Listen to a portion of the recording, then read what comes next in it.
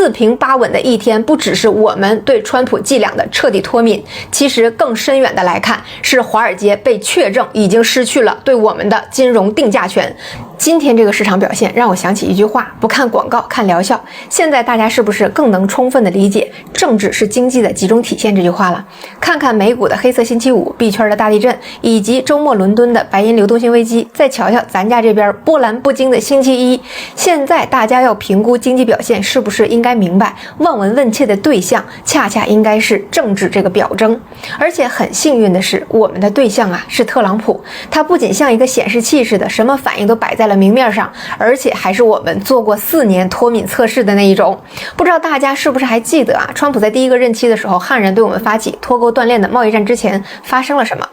是17年11月的时候，川普到访北京，停留了40多个小时，整个谈话的氛围和谐友好，我们也慷慨地给予了他心心念念的各种 big deal。当时啊，头发还泛着更浓郁的金黄色的川普携爱妻在故宫合影留念。之后呢，川普飞赴越南参加 APEC 峰会，第一夫人呢则留在北京继续参观了动物园和长城。然而，就是这出访的38天之后，白宫发布了国家安全战略报告，事实上成为美国对华立场的转折点。这份报告中，美国首次将我们定为战略竞争者，着重强调在经贸、投资等问题上加强对美国经济利益的保护力度，拉开了轰轰烈烈的中美分手的序幕。当时啊，川普刚上任不到1年，全球都摸不准这位完全不走寻常路的美国总统的脾气。可如今回过头来看，当时川普何其得意啊！他从我们的配合与尊重里看到的是玩一场胆小鬼游戏的胜算。当年川普的心态，其实依然是现在欧美政客们的心态。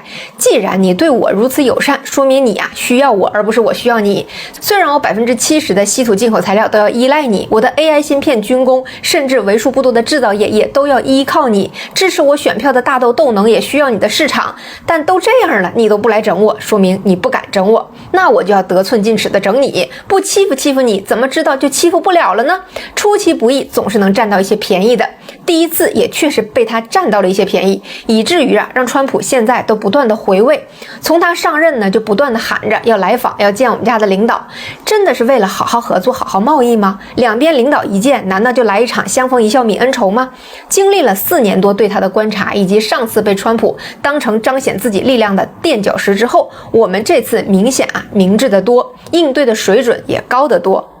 虽然对第一次的美方突然态度大变，我们啊有一定的准备，因为中美之间的根本分歧不是争霸问题，而是美元霸权剥削我们的劳动，我们必须得到生产定价权的这样的矛盾。但是美方在完全无预兆的情况下，双方经贸还进一步加深了的情况下，我们遭到了川普的背刺，对很多企业的打击还是很大的。然而这一次，川普在悍然发动对全球的关税突袭之后，接连的退缩，早已经将其为自家敛财、虚张声势的纸老虎的本质啊暴露无遗。在经历了4次中美经贸会谈之后，其实我们对美方虚空造牌来换取我们的退让的计策，不说是一清二楚，简直就是不屑一顾啊！你爱拿着你自己的最大市场的这个鸡毛当令箭随意，我们要求的是新的全球贸易的公平和秩序，以及我国对相应的领域的定价权。就是要让这个一直靠我们的商品撑住自己超发货币导致通胀的最大市场看一看，货币如果买不到货，它究竟算什么？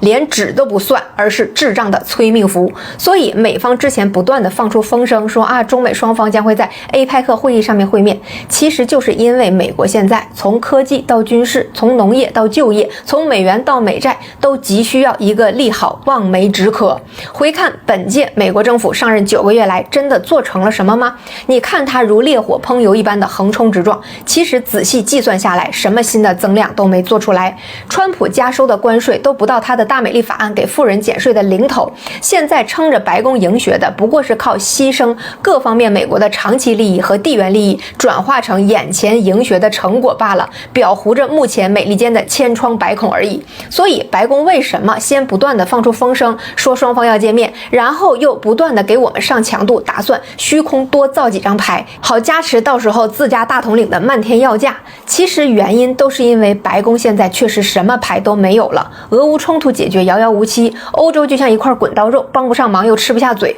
中东被以色列裹挟着不得不动手，到现在能吃的肉也吃不到了。纵观全球，唯一能期待的利好就是跟我们上强度了，然后让大统领载着这些虚空造的牌跟我们来炸胡。其实我们这次的反制啊也是看准了，美方既然不打算好好合作，他既然秉持着那套连蒙带炸的逻辑，那就是到了不该有一丝犹豫和想象空间的时刻，得让美国明白自己的生态位究竟在哪里，深刻的理解一下什么叫做从实力和地位出发。这提神醒脑的效果啊，可以说是相当的有疗效。我们反制之后，他除了黔驴技穷的喊了一嗓子加关税，其实真的什么招都没有。这就是我在川普一上任就说的，他的行政团队是非常蹩脚的、不专业的，对于很多政令啊根本就没有执行的可行性。现在好了，整个美国政府都停摆了，诸葛亮是一个没有，全是那几个三脚猫的二流政客在那儿拍脑袋出谋划策。我们这次的这第二板斧的力度和详尽程度应该是早就备好的，这就是弹打开大门，打奉陪到底，尤其是你政府停摆的时候。